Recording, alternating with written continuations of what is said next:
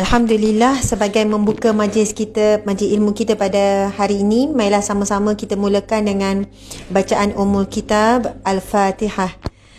A'udzubillahi minasyaitanirrajim. Bismillahirrahmanirrahim.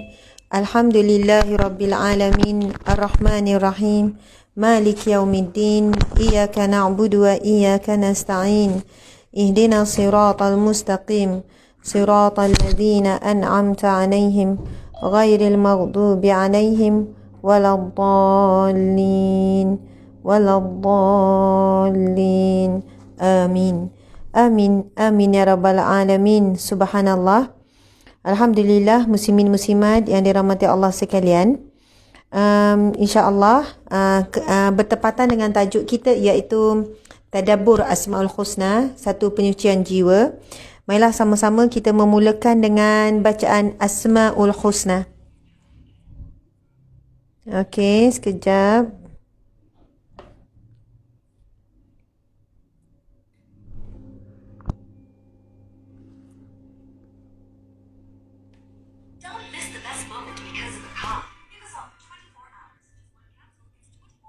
Subhanallah, saya cari yang tu sebenarnya je. Okey, ni dah. Okey, subhanallah. Okey, insya-Allah sama-sama kita membacakan Asmaul Husna ya, sahabat-sahabat sekalian. Tajuk kita adalah Tadabbur Asmaul Husna, satu penyucian jiwa. Jadi insya-Allah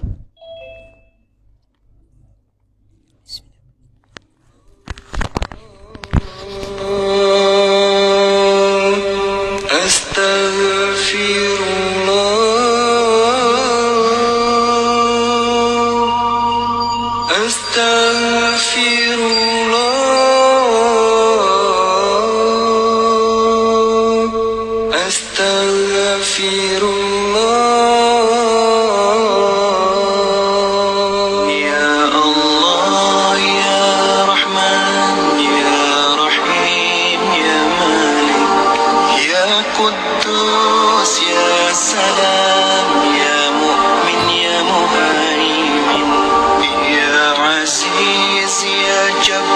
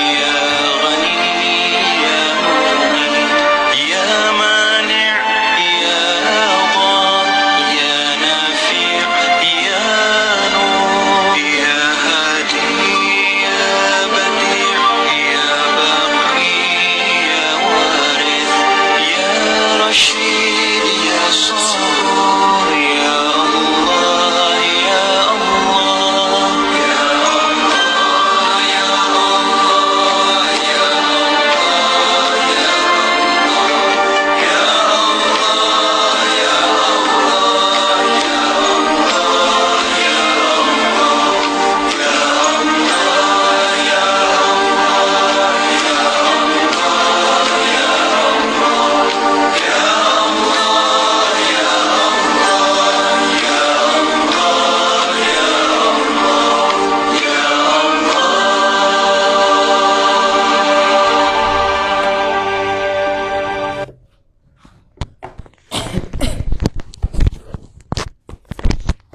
Subhanallah, subhanallah, subhanallah, alhamdulillah, Allahu Akbar. A'udzubillah minasyaitanirrajim. Bismillahirrahmanirrahim. Assalamualaikum warahmatullahi wabarakatuh. Alhamdulillah, alhamdulillahi rabbil alamin. Wassalatu wassalamu ala asyrafil anbiya'i wal mursalin wa ala alihi wa sahbihi ajma'in. Rabbi syrah lana sudurana wa yassir lana umurana ولا تعسر علينا اللهم زدنا علما وارزقنا فهما اللهم فكحنا في الدين وعلمنا التأويل وإلهام الملائكة المقربين والعافية للمتقين والعدوان على الظالمين. Alhamdulillah, sahabat-sahabat yang dirahmati Allah sekalian, pada petang yang barakah ini bermula jam 5 sepatutnya, tapi kita lambat dalam 5 minit, hampir 10 minit, jadi kita akan berhenti pun dalam 6.10 lebih kurang. Alhamdulillah, pada petang yang barakah ini kita berada di dalam satu majlis ilmu secara online.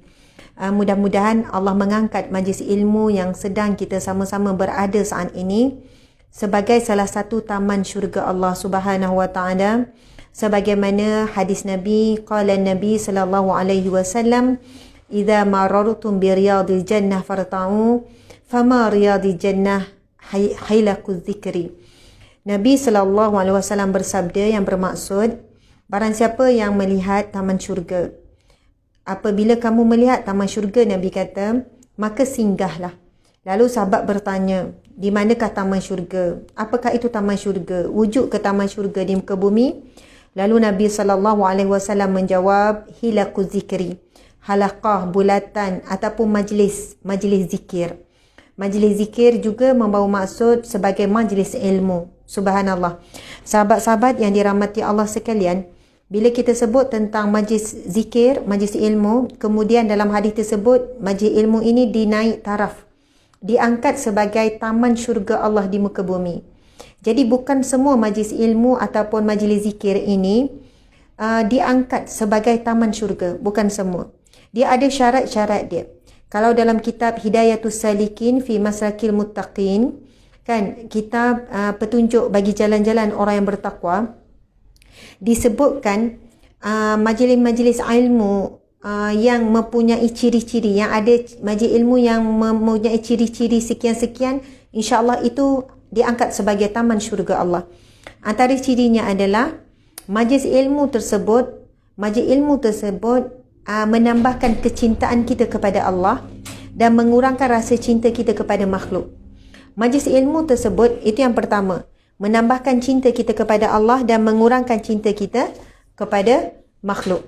Yang kedua, menambahkan cinta kita kepada akhirat, mengurangkan cinta kita kepada dunia. Subhanallah. Yang ketiga, ini ciri-ciri taman syurga, majlis ilmu. Bila kita hadir majlis ilmu tersebut, dia perlu ada ciri-ciri dia. Banyaklah kan, keikhlasan, guru, murid dan sebagainya. Tapi itulah di antara tanda-tanda.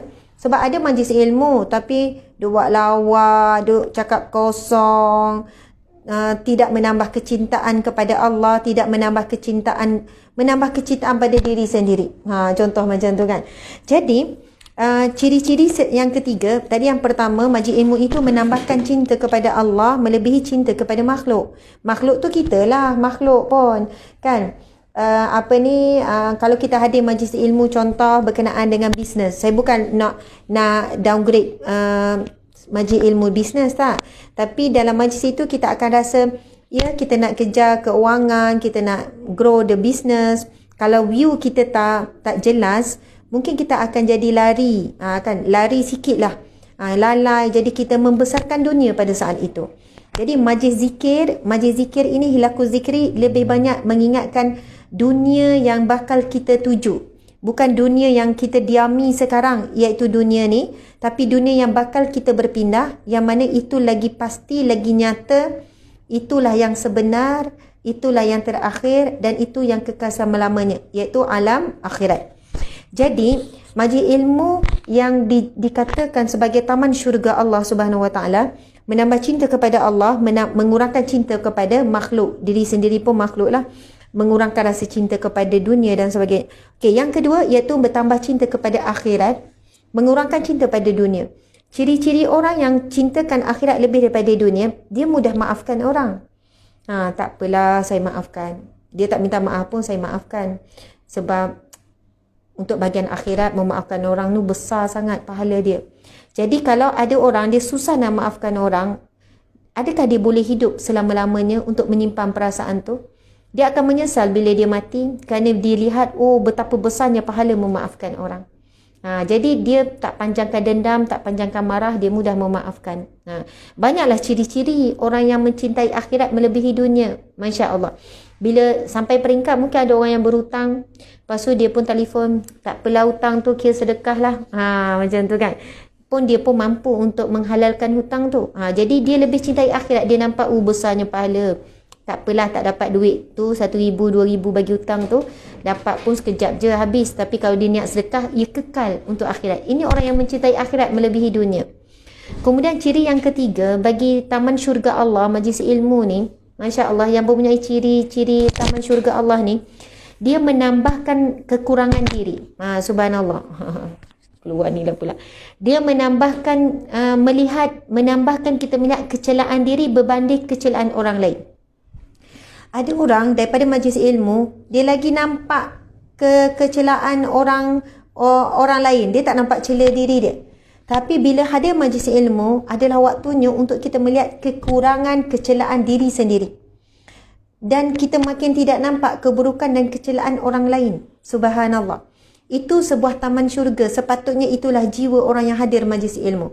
Dan banyak lagi lah ciri-ciri. Itu sebagai muqaddimah ya, sahabat-sahabat sekalian. Sebenarnya saya ingin mengucapkan jutaan terima kasih kepada pihak penganjur yang menjadi tuan rumah penganjur majlis ilmu kita pada hari ini, iaitu Yayasan Awesome Malaysia. Yayasan Awesome Malaysia. Subhanallah. Yayasan Awesome Malaysia, maksud saya pun sebenarnya baru dengar nak ada nama Yayasan Awesome. Yayasan tu tuan-tuan puan sekalian bukan senang ni, nak bina, nak bentuk yayasan bukan mudah. Saya pun dalam proses nak bina, nak daftarkan yayasan bukan mudah lah. Jadi mungkin saya lah orang yang baru kenal, mungkin tuan-tuan puan dah kenal, tapi penganjur kita adalah Yayasan Awesome Malaysia. Awesome Malaysia membawa maksud Malaysia hebat. Awesome, Malaysia hebat atau diambil daripada Awesome Malaysia. Okey, visi membina umat terbaik ataupun umat Islam Malaysia terbaik. Tak kiralah bangsa apa, asalkan umat Islam. Jadi membina umat Islam yang terbaik. Misi pula taat kepada Allah dan Rasulullah, menyeru kepada kebaikan, mencegah kepada kemungkaran. Subhanallah, misinya selaras dengan tujuan. Tujuan Allah menciptakan kita. Dan tujuan Allah menjadikan kita umat Nabi Muhammad sallallahu alaihi wasallam. Kita tak lahir menjadi umat Nabi Musa, Nabi Isa, Nabi Ibrahim, Nabi Zabur. Itu nama kitab. Nabi apa lagi? Nabi Lut, Nabi Adam. Tapi kita ditakdirkan Allah untuk lahir sebagai umat Nabi Muhammad sallallahu alaihi wasallam. Dan sebagai umat Nabi Muhammad sallallahu alaihi wasallam ada misi yang besar. Dan misi Yayasan Awesome selari dengan misi kita dijadikan sebagai umat Nabi Muhammad. Ia berdasarkan firman Allah Subhanahu wa taala, Bismillahirrahmanirrahim. Kuntum khaira ummatin ukhrijat linnas ta'muruna bil ma'ruf wa tanhauna 'anil munkar wa tu'minuna billah. Subhanallah, Allahu akbar. Tiga-tiga misi selari dengan firman Allah ini. Yang mana Allah berfirman yang bermaksud, kuntum, kamu, siapa umat Islam, umat Nabi Muhammad, kuntum, kalian. kuntum khaira ummatin, adalah sebaik-baik umat. Ukhrijat linnas, yang dikeluarkan di kalangan manusia, daripada Nabi Adam sampailah manusia yang terakhir, subhanallah. Dan ciri umat yang terbaik akhir zaman adalah ta'muruna bil ma'ruf, menyuruh kepada kebaikan, suka buat ma'ruf, suka buat baik, majlis ilmu, tolong orang, bagi bantuan sana sini, apa-apalah kan. Wa tanhauna 'anil munkar, dan mencegah kemungkaran. Ini yang kedua lagi susah dari yang pertama. Sebab orang buat baik dipuji. Orang yang cegah mungkar kadang dikeji. Orang yang banyak buat kerja mencegah kemungkaran, dia perlu menghadapi bertambahnya lawan, berkurangnya kawan. Sebab orang yang mencegah kemungkaran biasanya perkara-perkara yang berlawanan dengan arus. Subhanallah. Dalam keadaan manusia ini suka sekian-sekian, dia pula melawan arus. Ni sejuk. Memang speed kena ni. Okey, subhanallah. Dah buat dah ni. Dah buat cross. Dah, okey. Subhanallah, sahabat-sahabat sekalian. Ta'muruna bil ma'ruf wa tanhauna 'anil munkar wa tu'minuna billah, dan beriman kepada Allah Subhanahu wa taala. Okey. Subhanallah, langkah ke hadapan Yayasan Awesome, program gerak prihatin. Bagi menangani isu dan melaksanakan transformasi komuniti yang telah dikenal pasti untuk membina umat terbaik dan meningkatkan permuafakatan masyarakat.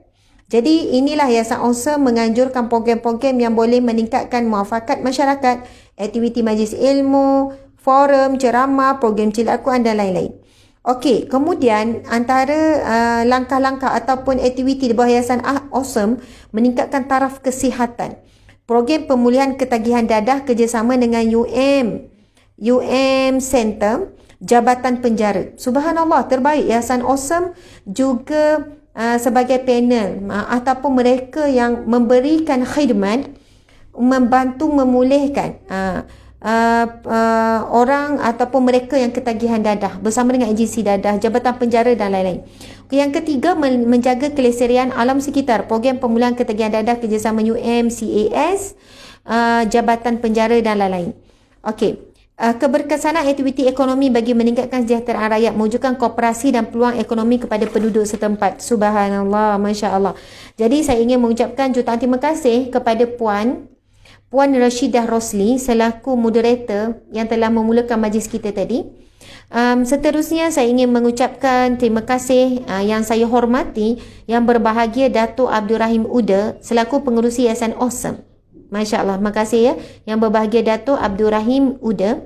Yang kedua, Profesor Emeritus Datuk Wira Dr. Jamil Osman selaku Timbalan Pengerusi Yayasan Awesome. Seterusnya, Saudara Zainuddin Muhammad, CEO Yayasan Awesome. Yang keempat, Puan Rashidah binti Rosli sebagai moderator dan semua ahli Yayasan Awesome dan semua para pendengar sekalian. Allahu Akbar. Subhanallah, sahabat-sahabat yang dirahmati Allah sekalian. Sekarang kita akan masuk kepada tajuk yang ditugaskan untuk saya kupas, yang bertajuk Asmaul Husna, suatu penyucian jiwa. Asmaul Husna selaku suatu penyucian jiwa. Itu tajuk kita hari ini ya, tuan-tuan puan-puan sekalian. Baiklah. Bila sebut tentang Asmaul Husna, apabila menyebutkan tentang Asmaul Husna, mari kita tengok apakah maksud. Apakah maksud Asmaul Husna itu sendiri? Okey, kalau dari sudut bahasa, Asmaul Husna, Asma membawa maksud nama-nama. Nama saya pun Asma. Nama saya Asma. Ejaan sama. Alif, Sim, Mim, Alif, lepas tu Hamzah. Asma. Ada beberapa maksud Asma ni. Antaranya adalah dia jamak daripada Ismun. Ismun maksud dia nama. Asma jamak jadi nama-nama. Okey, maksud lain bagi asma juga adalah asma. Nah, langit sama, tinggi. Asma juga membawa maksud ketinggian, kemuliaan. Subhanallah. Jadi Asmaul Husna membawa maksud nama-nama ketinggian ataupun nama-nama Al-Husna maksudnya suci. Jadi Asmaul Husna membawa maksud nama-nama yang tertinggi, nama-nama yang suci. Subhanallah. Dan bila menyebutkan tentang Asmaul Husna, kita terus membayangkan 99 nama Allah Asmaul Husna. Dan gelaran ataupun panggilan kalimah Asmaul Husna ini, subhanallah, adalah satu panggilan tuan-tuan puan-puan sekalian, yang diberikan oleh Allah Subhanahu Wa Taala. Bukannya manusia yang berikan nama Asmaul Husna. Maksudnya bukan manusia susun kemudian bagi nama, oh ini nama-nama Allah. Tidak. Ini dideclare ataupun disebutkan, difirmankan oleh Allah Subhanahu Wa Taala sendiri. Berdasarkan firman Allah dalam surah, subhanallah, nanti sekejap, ni ada ni. Allah Subhanahu Wa Taala berfirman dalam surah Al-A'raf ayat 180. Surah Al-A'raf ayat 180. Surah Al-A'raf ayat 180, Allah berfirman, Bismillahirrahmanirrahim. Walillahil asma'ul husna. Bagi Allah nama-namanya yang mulia. Fad'uhu biha. Maka memintalah dengannya. Dengan apa? Dengan nama Allah Subhanahu Wa Taala tersebut. Wazarul ladzina yulhiduna fi asma'ih sayujzauna ma kanu ya'malun. Subhanallah. Yang bermaksud Bismillahirrahmanirrahim.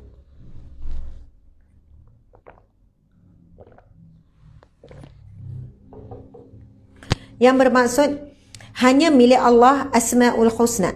Maka bermohonlah kepadanya dengan nama-nama, dengan menyebut Asmaul Husna itu. Dan tinggalkanlah orang-orang yang menyimpang daripada kebenaran dalam menyebut nama-namanya. Nanti mereka akan mendapat balasan terhadap apa yang telah mereka kerjakan. Allah dalam ayat ini memerintahkan kita supaya apabila berdoa, gunakan nama Allah Asmaul Husna. Walillahil asmaul husna, bagi Allah nama-namanya yang mulia. Fad'uhu biha, maka memintalah, berdoalah dengan nama-nama tersebut. 99 nama Allah yang mulia itu. Kemudian Allah beri kita peringatan, maka tinggalkanlah orang-orang yang menyimpang daripada kebenaran dalam menyebut nama-namanya. Nanti mereka akan mendapat balasan terhadap apa yang mereka kerjakan. Sebab itu di sana ada perkara-perkara yang sangat kita perlu jaga dalam belajar, dalam memahami, dalam beramal dengan Asmaul Husna. Kerana ada penyimpangan, ada kesilapan, ada penyelewengan, ada kesesatan dalam belajar dan mengajarkan Asmaul Husna. Allahu Akbar. Ini satu ilmu yang berat kerana ia termasuk dalam ilmu akidah. Kita tahu ada 3 ilmu teras. Ilmu teras ada 3, ataupun ilmu fardu ain yang wajib setiap mukallaf, Muslim yang mukallaf, orang Islam yang mukallaf. Mukallaf ni berakal, cukup umur dan sebagainya. Muslim mukallaf wajib belajar 3 ilmu fardu ain. Bila sebut fardu ain, ain ni fardu ke atas setiap hamba, setiap daripada kita. Kalau fardu kifayah, kalau ada orang yang dah belajar, kita tak berdosalah kalau kita tak belajar. Masya Allah. Jadi ilmu fardu ain ini kalau tak belajar berdosa. Kalau jahil sebab tak belajar kemudian dia tak buat, maka dia 2 kali dosa lah. Dia berdosa tak belajar, dia berdosa dia buat sesuatu kerana dia tak belajar. Sebab itu jangan senang hati kita. Ada orang kata macam ni, Ustazah baik tak payah belajar, bila belajar banyak tahu, bila banyak tahu yalah nanti berdosa lah kan bila dah tahu. Jadi kalau tak belajar saya pun jahil. Jadi kalau saya tak buat sebab saya tak tahu. Saya kata kalau bab ilmu fardu ain wajib belajar. Talabul ilmu faridatun. Kan menuntut ilmu faridah, iaitu wajib. Ilmu apa? Ilmu fardu ain. Subhanallah. Itu tanggungjawab sebagai muslim yang mukallaf. Apa ilmu 3 yang wajib tu? Yang pertama akidah. Mengenal Allah. Asmaul Husna termasuk dalam ilmu mengenal Allah. Ini tentang nama-nama Allah, sifat Allah. Subhanallah. Kemudian yang kedua, ilmu fiqh, ilmu ibadah, ilmu fiqh, ilmu syariah fiqh. Kan? Kemudian yang ketiga, iaitu ilmu tasawuf, iaitu ilmu akhlak. Subhanallah. Jadi 3 ilmu ini wajib belajar. Kerana ketiga-tiganya saling berkait, tuan-tuan puan-puan sekalian. Bagi contoh satu saja. Kan akidah menyatakan bahawa solat itu wajib. Siapa yang menafikan kewajipan solat, murtad. Murtad. Solat tak wajib. Solat nak solat, tak solat pun tak apa. Tak wajib. Neraka tu tak wujud. Yang kata kalau tak solat, kena bakar, tak wujud neraka. Ini akidah. Jadi, siapa yang menafikan kewajipan solat, murtad. Kalau betul-betul iktiqad, dia cakap dan dia pun tinggal solat, subhanallah, na'udzubillah. Jadi, dari sudut akidah, kita yakin bahawa solat itu wajib. Dan kita percaya setiap kali solat, kita diberikan pahala. Pahala itu alam ghaib. Akidah juga, tak nampak, tapi yakin. Masya Allah.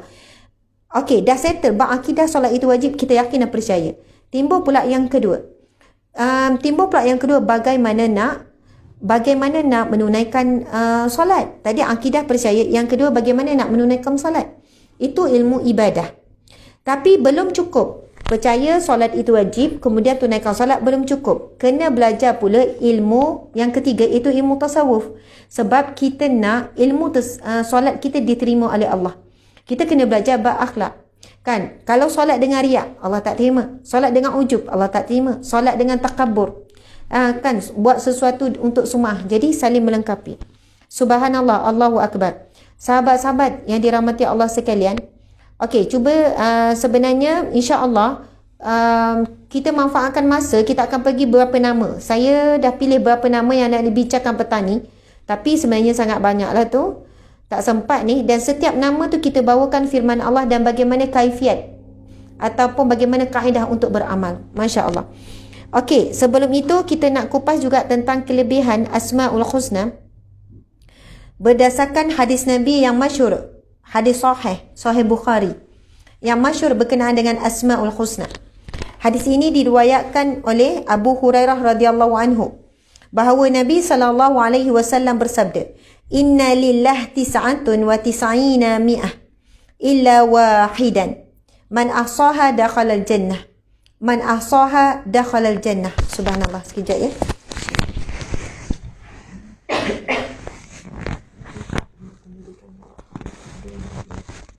Berikan contoh penyelewengan Asmaul Husna berdasarkan firman Allah.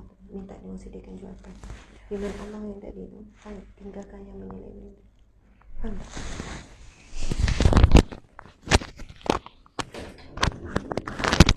Subhanallah, sahabat-sahabat sekalian, hadis Nabi ini adalah hadis yang sahih yang membawa maksud. Sesungguhnya bagi Allah Subhanahu wa taala. Okey. Banyak dah soalan. Saya dah nampak soalan-soalan tu, nanti kat ujung kita cuba jawab. Okey. Nabi sallallahu alaihi wasallam bersabda, Inna lillahi tis'atun wa tis'ina isman. Bagi Allah ada 99 nama. Bagi Allah ada 99 nama. Mi'atan illa wahidan. 100 kecuali satu. Man ahsaha dakhalal jannah. Barang siapa yang menghafalnya akan masuk syurga. Subhanallah. Barang siapa yang menghafalnya akan masuk syurga. Man ahsaha, perkataan ahsaha di situ kita akan bincang. Sebab jaminan orang yang menghafal Asmaul Husna 99 itu dakhalal jannah, masuk syurga. Ini hadis riwayat sahih Bukhari. Hadis sahih riwayat Bukhari. Jadi fadilatnya bukan kecil. Fadilatnya bukan ringan. Tapi fadilat yang paling utama yang kita mengharapkan syurga Allah. Dan bila kita lihat, mudahnya nak masuk syurga. Hafal Asmaul Husnanya dijamin syurga. Dakhalal jannah, Nabi sebut, menghafalnya akan masuk syurga. Jadi sebab itu kita kena perhatikan apakah, kita kena faham apakah yang dimaksudkan dengan man ahsaha, barang siapa yang menghafal. Adakah sekadar hafal? Dan Alhamdulillah kita daripada kecil dibiasakan dengan nasyid Asmaul Husna. Nas'aluka ya man huwallahu alladhi la ilaha illa huwar rahmanur rahim. Sampai akhir. Kita dapati hari ini kanak-kanak, anak-anak kecil pun dah boleh hafal. Tetapi kebanyakan daripada kita hanya menghafal dan melagukan. Sedangkan tuntutan man ahsaha itu bukan sekadar menghafal. Tetapi dia juga menghayati dan beramal dengan setiap satu nama Asmaul Husna tersebut. Kerana sudah tentu seseorang yang menghafal, kemudian memahami, kemudian menghayati, kemudian beramal, InsyaAllah dakhalal jannah. InsyaAllah dakhalal jannah. Pasti akan masuk syurga. Subhanallah. Okey, kita tengok kepada makna hadis yang kita bacakan. Fadilatnya sangat besar. Barang siapa yang menghafaz, beramal dengan Asmaul Husna, dakhalal jannah, dia pasti masuk syurga. Itu hadis yang sahih daripada Nabi SAW. Okey, di dalam hadis ini Allah Subhanahu Wa Taala memberitahu dan mengajar kepada hamba-Nya akan nama-namanya yang mulia. Kita sebagai seorang Muslim wajib beriman.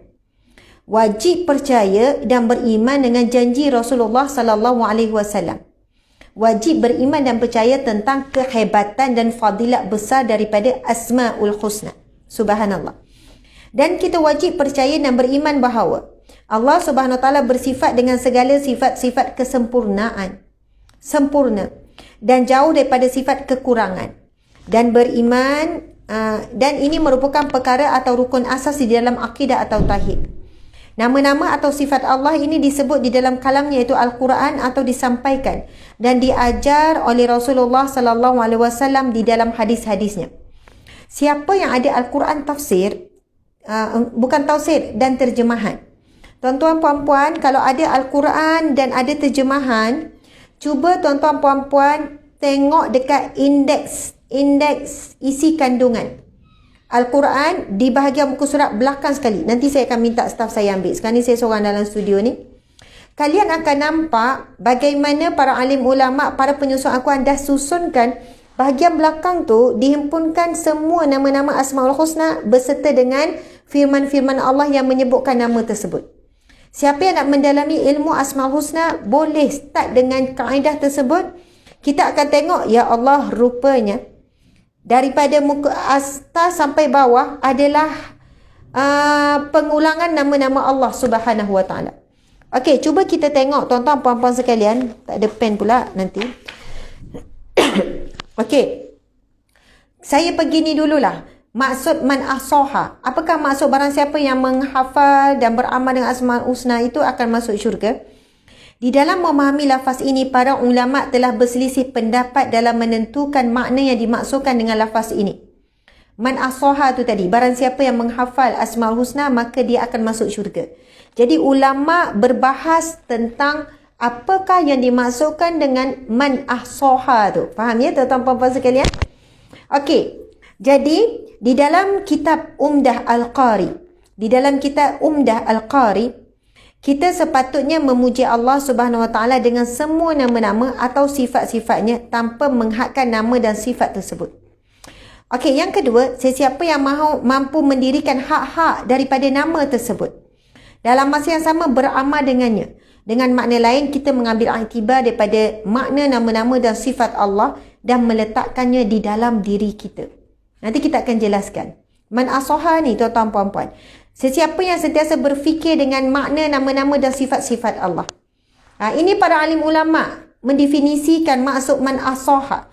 Tadi dia kata siapa yang mampu memuji Allah dengan semua nama-nama tu. Masya Allah, Allahu Akbar. Tuan-tuan puan-puan sekalian. Contoh kan, kita puji. Ada budak tu bijak, straight A. Ya Allah, bijaknya kamu. Allah ya Hakim yang berikan kamu kebijaksanaan. Masya Allah, hebatnya Allah ya Hakim. Contoh kan.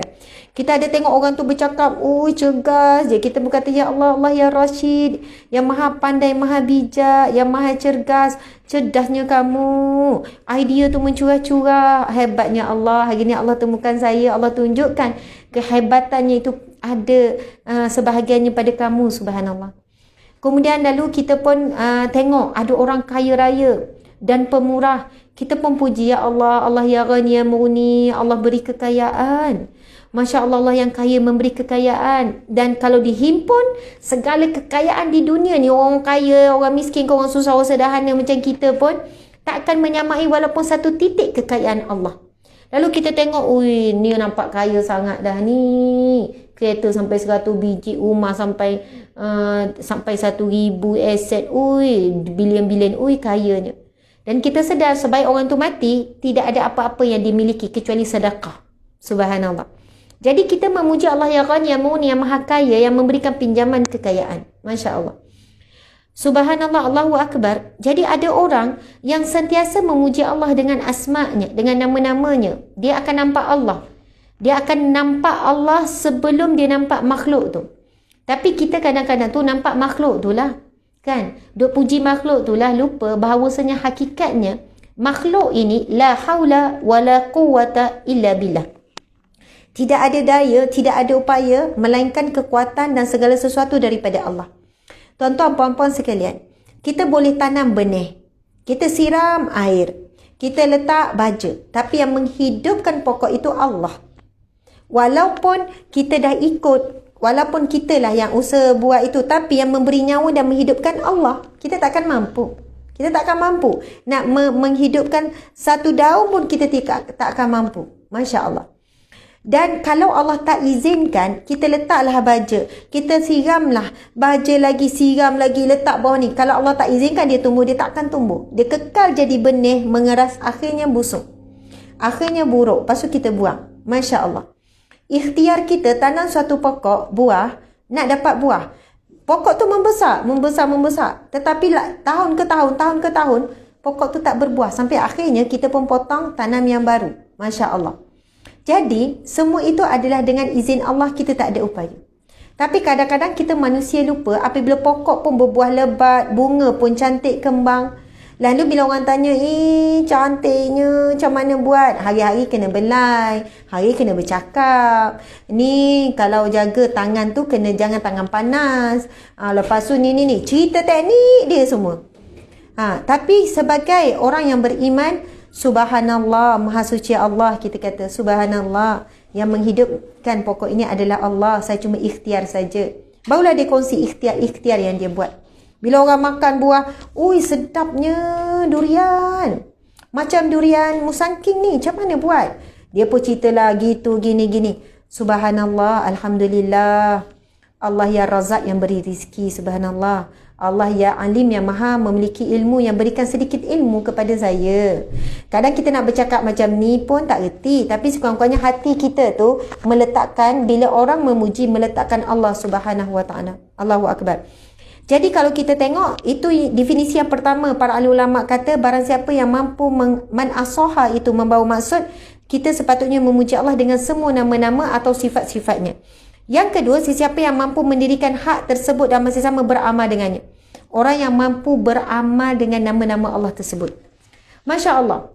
Contoh kita belajar nama Allah apa? Ya Rahman. Allah yang maha pengasih. Masya Allah. Kemudian kita belajarlah besarnya kasih sayang Allah gini. Daripada kita belajar ilmu Allah maha pengasih itu, apa reflect kepada diri kita adalah kita pun jadi orang yang pengasih. Kita pun jadi orang yang penyayang. Masya Allah, Allahu Akbar. Kemudian bila kita belajar tentang contohnya Allah ya Wadud, yang maha cinta. Kita pun jadi orang yang sangat mencintai suami, mencintai anak-anak, mencintai kawan-kawan. Daripada kita belajar nama Allah ya Razak, kita pun belajar ya Allah, Allah engkau memberi rizki ya Allah. Walaupun kepada orang kafir, walaupun orang yang tunduk dan sujud kepada berhala, engkau tetap beri rizki. Ya Allah, betapa engkau memberi rizki tanpa bersyarat, tanpa memilih. Lepas tu kita belajar lagi tentang pendetilan nama Allah ya Razak dan sebagainya. Akhirnya dalam kita memberi, subhanallah, bila orang kata, terima kasihlah pemurahnya, ini memang rizki awak. Bukan sebab saya pemurah, subhanallah. Allah memang dah takdirkan ini rizki awak. Ini rizki Allah dah catat. Jadi saya perantara saja, ambillah. Dan jangan terhutang budi dengan saya, bersyukurlah kepada Allah. Saya sebutkan begini tuan-tuan puan-puan sekalian. Kita kan kadang-kadang Allah beri kita rizki dan kita kan suka bantu orang. Kita bantu orang. Dan kadang orang yang menerima bantuan, dia sangat beria-ia dan seolahnya macam terhutang budi. Kadang-kadang orang yang dibantu ni, dia terlupa sebab dia terlalu gembira.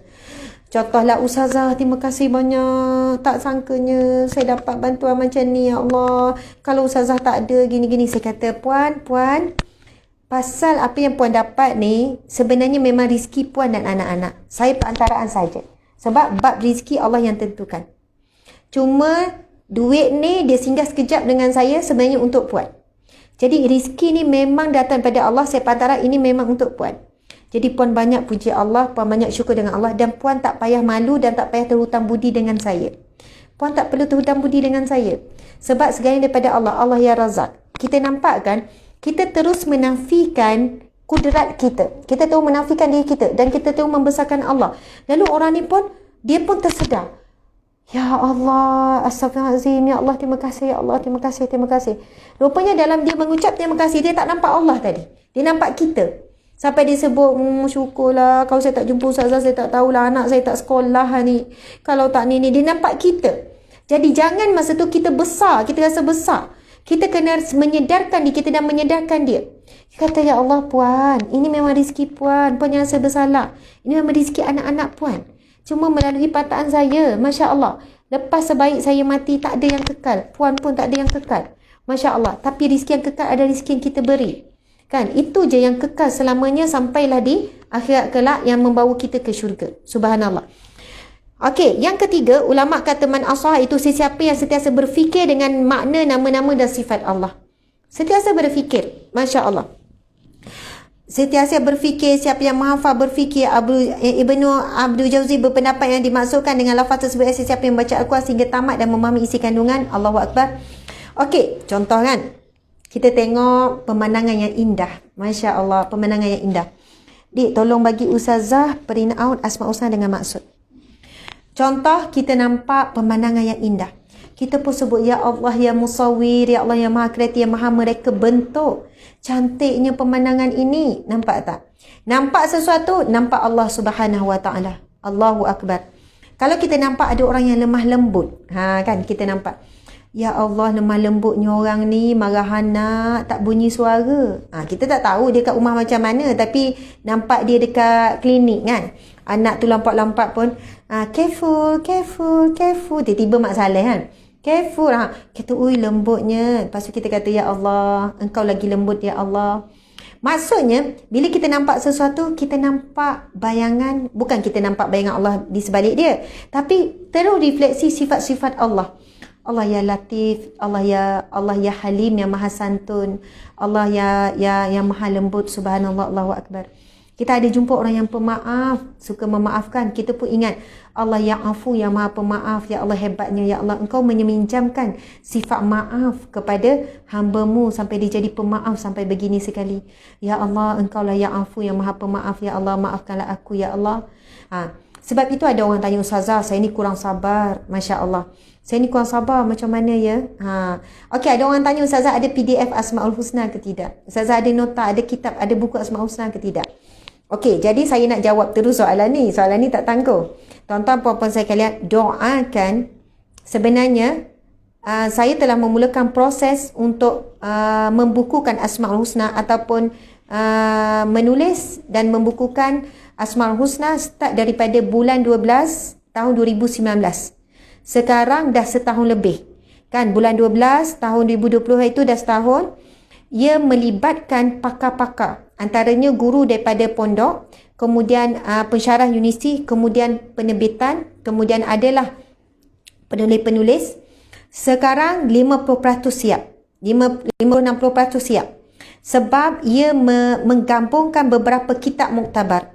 Kitab beberapa imam yang muktabar, termasuk Imam Al-Ghazali.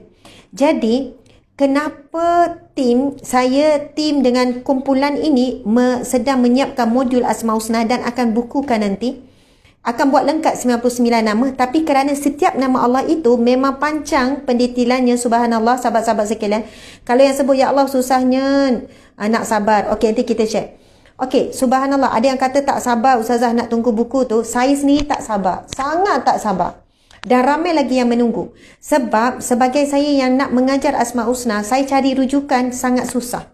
Nak cari rujukan di Malaysia, kitab Asmaul Husna, yang banyak juga Indonesia dan banyak adalah kitab-kitab Arab. Jadi kita gabungkan kitab-kitab ini terjemah. Kita dah ada beberapa kitab yang kita terjemah. Sekarang kita sedang adun dan permudahkan untuk bacaan umat Islam di Malaysia khususnya.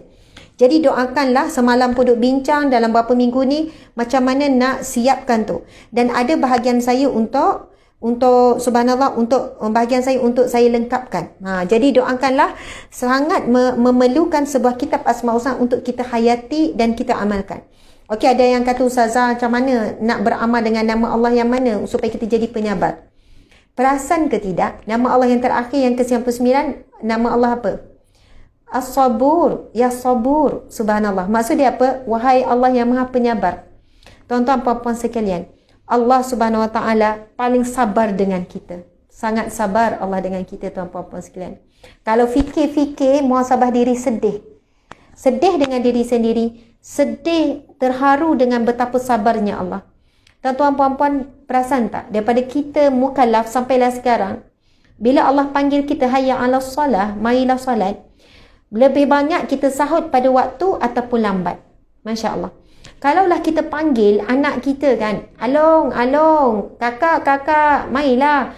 Mai kejap, tolong Umi. Dia pun, kejap Umi, kejap. Tunggu 5 minit tak datang. Kita panggil lagi, datanglah.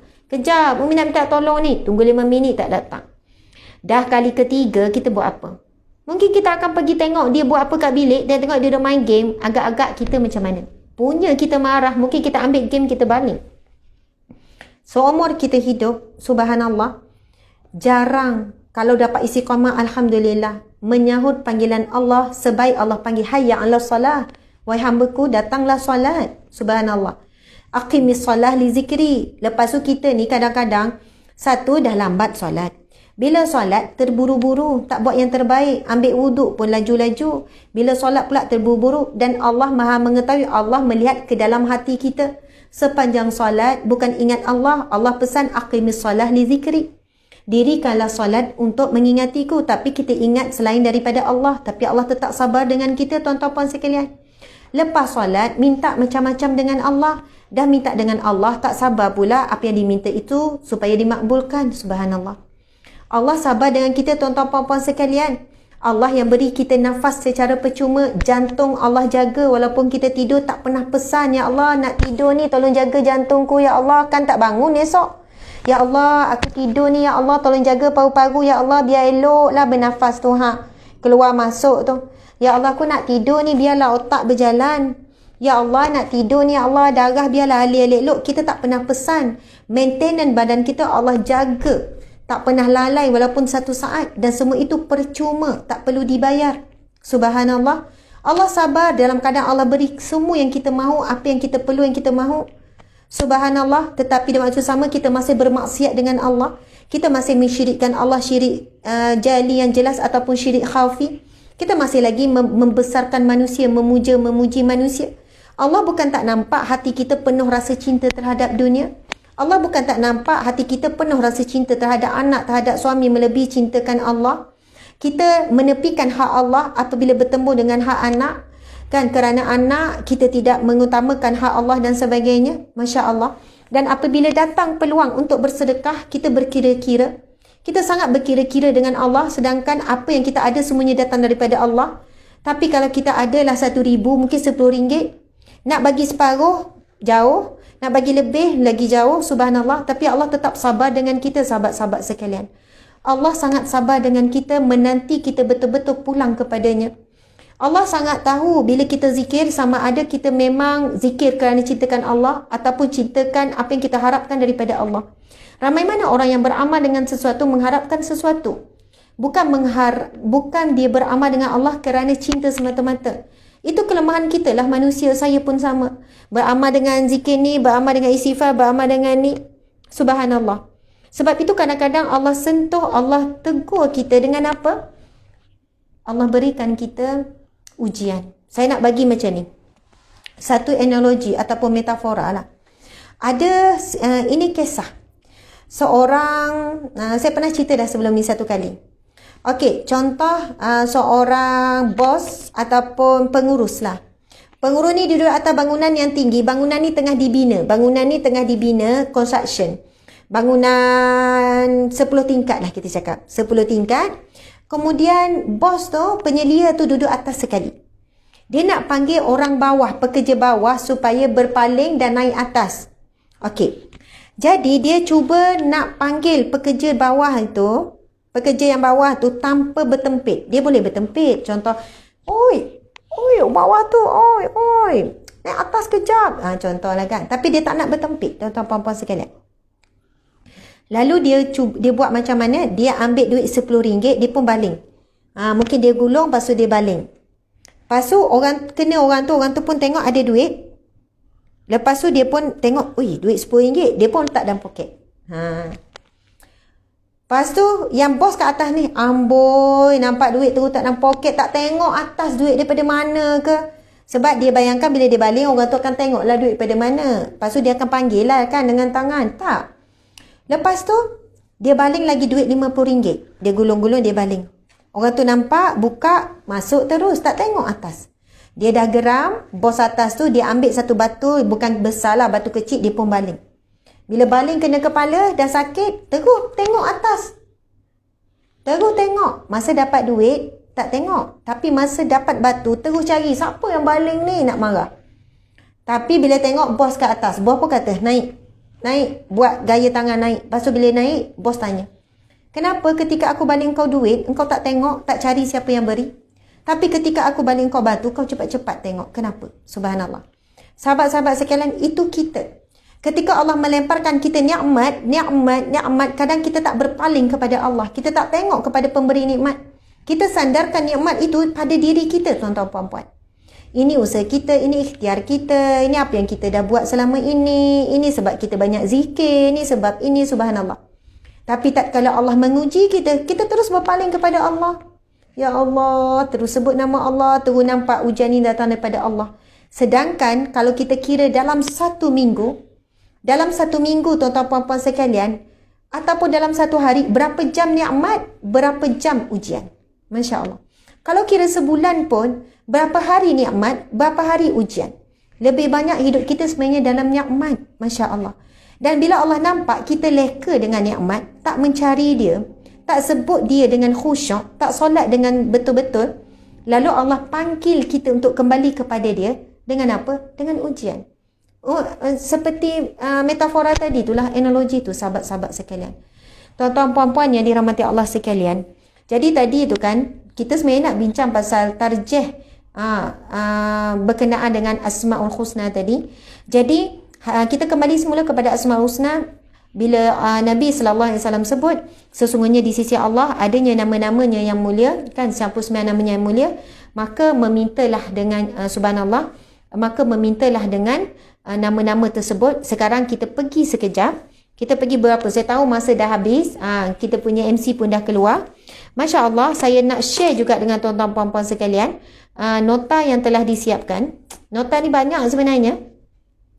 So, to be continue, memang kena continue. Baca Asmaul Husna sebenarnya banyak. Okey. Kita nak pergi sikit kepada nama Allah. Okey, boleh nampak kan ni? Okey. Tadi pasal ya sabur, nak kesabaran, zikirlah ya Allah, ya sabur, ya sabur.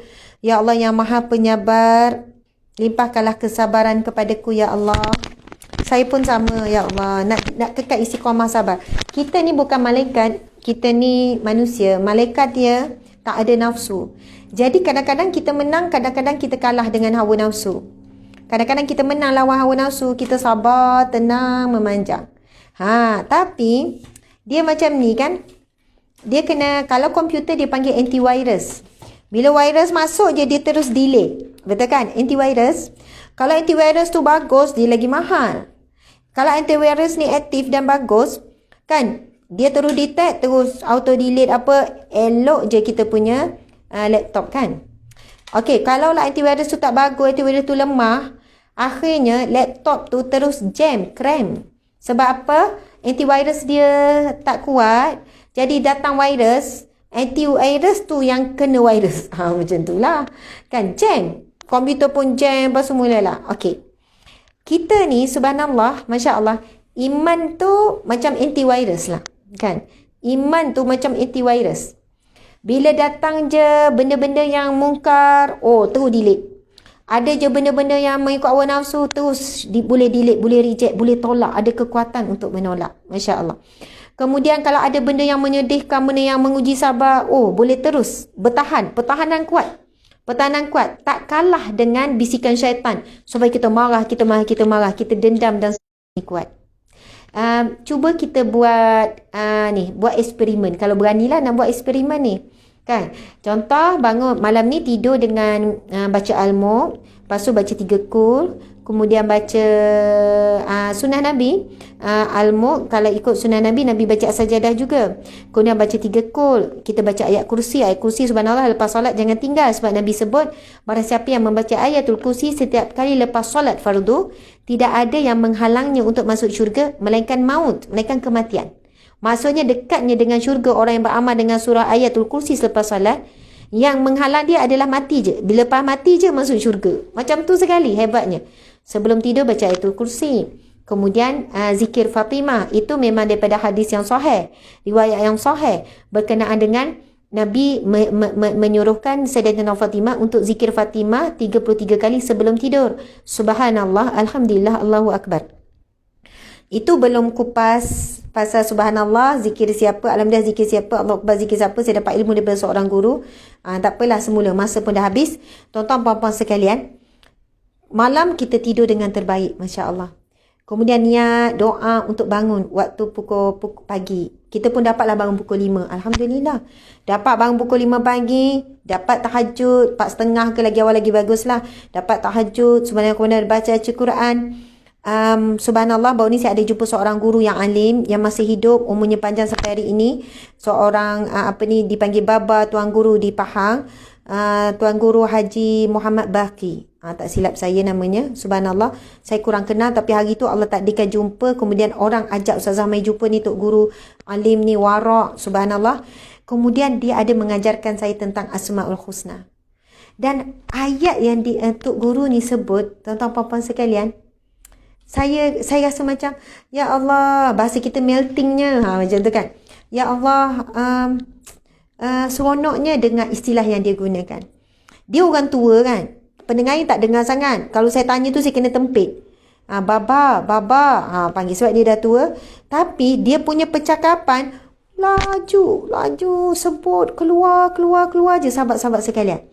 Lepas tu antara yang dia sebut, dia kata, bila saya tanya apakah amalan, saya panggil Baba, Tuan Guru, boleh tak bagi saya apa-apa amalan?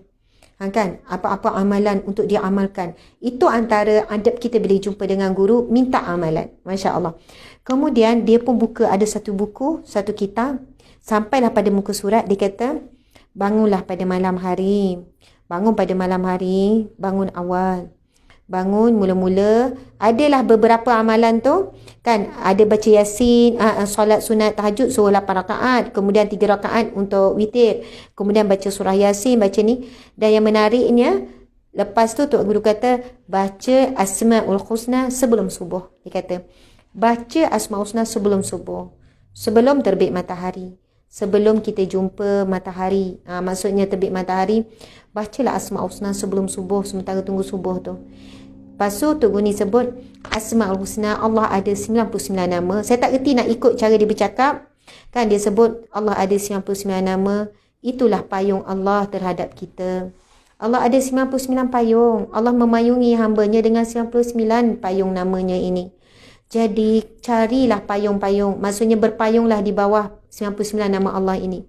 Dan dia kata bila pilihlah mana-mana payung untuk kita duduk. Subhanallah. Memang kita pilih semua, tapi ada ketikanya Tok Guru kata, kamu duduklah mana-mana payung yang kamu perlukan. Lepas tu kan saya pun terus tanyalah. Kan bila dia diam sekejap, saya kata, Baba boleh tanya? Dia Saya pun suara kuat, saya kata, Baba, orang zaman sekarang ada banyak masalah, bergaduh suami isteri, nak duduk bawah payung mana? Bukan saja, saya memang nak tahu. Dan subhanallah, bila dia sebut payung tu, saya nak matchkan dengan kefahaman saya, betul tak apa yang saya faham ni, jadi saya bertanya. Lalu dia jawab, kalau masalah bergaduh suami isteri ni kan, masalah bab-bab macam ni, duduklah di bawah payung Allah ya Wadud, Allah yang maha cinta. Pujilah nama Allah ya Wadud, ya Wadud. Kalau tak ada ya, Al-Wadud. Kalau tambah ya, ya Wadud saja. Dia tu wajar, kaedah. Orang kata kaifiat. Kalau Al-Wadud pun boleh, Ya Wadud pun boleh, dia kata. Sebab nama Allah Ya Wadud ni maksudnya yang maha cinta. InsyaAllah, mudah-mudahan Allah pulihkan rasa cinta. Allahu Akbar. Lepas tu saya lagi tanya, Baba, orang sekarang masalah rezeki, berhenti kerja apa, jadi nak duduk bawah payung mana? Cara tanya pun kan. Lepas tu sebab dia dah sebut payung, lepas tu saya kata, dia pun jawab, dia diam. Duduklah bawah payung Allah ya Razak. Bolehlah zikir Allah ya Razak, minta rezeki dengan Allah. Kan, mudah-mudahan Allah bagi rezeki, puji dan yakin bagusnya rezeki itu daripada Allah, mengharap daripada Allah, dapat rezeki berterima kasih pada Allah. Subhanallah. Saya ni memang suka bertanya, saya tanya lagi.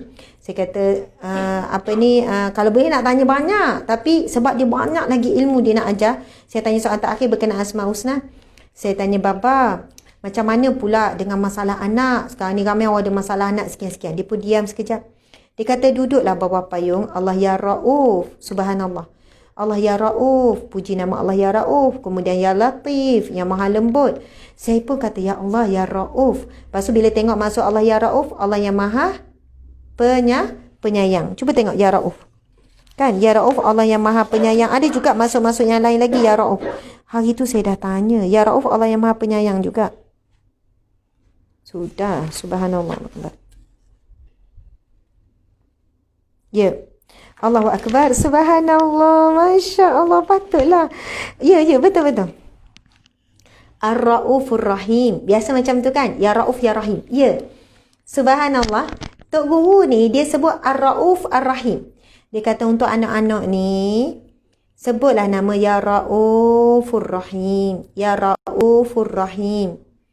Subhanallah. Bila saya merujuk kepada kitab ni, masuk Ar-Rauf, memang nama-nama Allah Asmaul Husna ni, kadang-kadang baca kitab ni maksud lain. Baca kitab ni maksud lain. Tengok terjemahan ni maksud lain. Dia banyak maksud dan insya-Allah dia tak larilah. Dia mungkin hampir sama. Tapi dalam kitab yang saya buka ni, maksud Ar-Rauf adalah Allah yang maha pengasuh. Soalnya Allah yang maha menjaga, Allah yang, ya kita yang asuh anak kan, kita yang didik anak, tapi hakikatnya Allah yang mendidik anak kita. Jadi sebut Ya Raufur Rahim, dia kata. Untuk anak-anak, duduk bawah payung Ya Raufur Rahim. Puji nama Allah. Jadi yang maha pengasuh, Ya Rahim yang maha penyayang. Masya Allah, subhanallah. Jadi tuan-tuan puan-puan sekalian, itulah 3 soalan yang saya tanya pada Tuan Guru. Tapi Tuan Guru ni mengajar, dia kata sebut, baca 99 makna Asmaul Husna bersama dengan maksud sebelum subuh. Pagi-pagi baca, tengok maksud, tengok bawah payung mana. Baca dulu semua, tengok bawah payung mana. Kalau masa tu tengah ada masalah ni, mana nama Allah yang berkaitan dengan masalah kita tu. Jadi dia kata boleh beramal macam tu, tak salah, tak menyalahi pun. Tak adalah kata bid'ah ke, rekaan ke. Itu antara kaedah yang disusun oleh alim ulama. Kaedah yang ulama memberikan kepada kita supaya mempermudahkan kita beramal. Kalau nak sebut satu-satu nak ni mungkin susah. Masa tu kita ada masalah apa, kita tengok mana nama. Tengok dengan maksud, ya Allah, kena dengan masalah aku sekarang. Apa dia? Kita dalam keadaan sempit. Dalam keadaan sempit dada, sempit hati, rasa macam nak bernafas pun tak boleh. Jadi kita nak zikir apa? Ya Qabid, subhanallah. Ya Qabid, kemudian Ya Basit. Kan, Ya Qabid. Maksud Ya Qabid, Allah yang maha menyempitkan. Ya Basit, Allah yang maha melapangkan. Ya Allah, Ya Qabid, Engkau lah yang menyempitkanku, Ya Allah. Dan manusia tu perantara-Mu saja, Ya Allah. Kan, yang membuatkan aku jadi rasa marah, rasa sedih, yang menyempitkan dadaku, Ya Allah. Hakikatnya Engkau lah yang menyempitkan dadaku, Ya Allah. Ya Allah, Ya Basit, dan Engkau jugalah, Ya Allah, yang melapangkan. Lapangkanlah dadaku, Ya Allah. Buatkanlah rasa amarah, rasa dendam, rasa benci ni, Ya Allah. Sebab rasa-rasa itulah, subhanallah, rasa-rasa itulah yang membuatkan dada kita tu sempit. Ya Qabid, Ya Basit. Subhanallah, sahabat-sahabat sekalian, saya tak sempat pun nak tunjukkan nota ni. Saya buat iklan pada tuan-tuan puan-puan, supaya lepas ni kalau ada kelas Asmaul Husna lagi, kena excited. Sini, tunjuk sini, dek. Iklan tu cuba kita tengok kan. Ar-Rahman, Maha Pemurah. Lepas tu kita bawakan firman Allah. Kemudian ada huraian. Nampak tak? Ini antara nota yang kita sedang siapkan untuk 99 nama Allah, tapi lagi panjang. Ar-Rahim pula kita ambil nama Allah, ada Ar-Rahim, kemudian adalah huraian. Contoh sifat Ar-Rahman Ar-Rahim, kita buat perbezaan Ar-Rahman Ar-Rahim. Masya Allah. Kemudian Al-Wasi' Maha Luas, kita ambil firman Allah yang berkenaan dengan nama Wallahu Wasi'un Alim. Kemudian ada huraian. Kemudian nama Allah Al-Basir yang maha melihat. Kemudian ambil firman Allah yang mana tentang As-Sami'ul Basir. Kemudian ada huraian. Kemudian Al-Alim, Al-Wahhab. Begitulah tuan-tuan puan-puan sekalian. Best ke best. Sangat best sebenarnya. Sangat indah, sangat seronok bila kita dapat belajar Asmaul Husna. Ini sangat basic. Perkongsian 1 jam ni bukan basic pun tak sampai. Basic tu banyak lagi. Ini baru permulaan yang sangat awal tuan-tuan. Kalau tulis A tu tak lengkap lagi A tu. InsyaAllah mudah-mudahan ada rezeki. Kan? Allah berikan kekuatan, panjang umur, mampu siap. modul lengkap Asmaul Husna berdasarkan himpunan kitab-kitab tu akhirnya boleh dibukukan, boleh dijual di pasaran, kita akan dapatkan kelulusan review daripada alim ulama, daripada orang-orang yang pakar dalam bab akidah, mungkin kelulusan mufti, sehinggalah buku itu insya-Allah diiktiraf dan selamat untuk dijadikan rujukan. Masya Allah, alhamdulillah, doakanlah impian itu tercapai. Kita target dalam 2 bulan lagi. Kita letak 2 bulan sebab kita dah setahun setengah dah. Lama proses nak siapkan. Ini adalah buku yang paling lama lah. Yang bila saya terlibat sekian-sekian dengan pihak penerbitan paling lama sebab ia sangat berat dan ia ada satu kupasan yang terperinci. Kalau nak buat kupasan yang simple macam ni dah lama siap. Tapi sebab terperinci gabungkan banyak kitab-kitab bersabar. Alhamdulillah tuan-tuan puan-puan sekalian. Boleh tak? Masya Allah. Mohon maaf. Sekian daripada saya. Terima kasih kepada pihak penganjur iaitu Yayasan Awesome.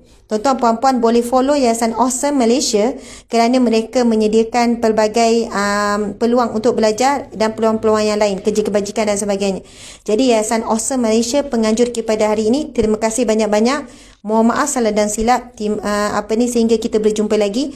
Mohon maaf juga tak dapat sempat jawab soalan sebab saya perlu bergegas, ada temu janji yang lain. Pukul 6 suku dah ada orang tunggu. Subhanallah. Terima kasih sekali lagi. Wabillahi taufiq wal hidayah. Wassalamualaikum warahmatullahi wabarakatuh.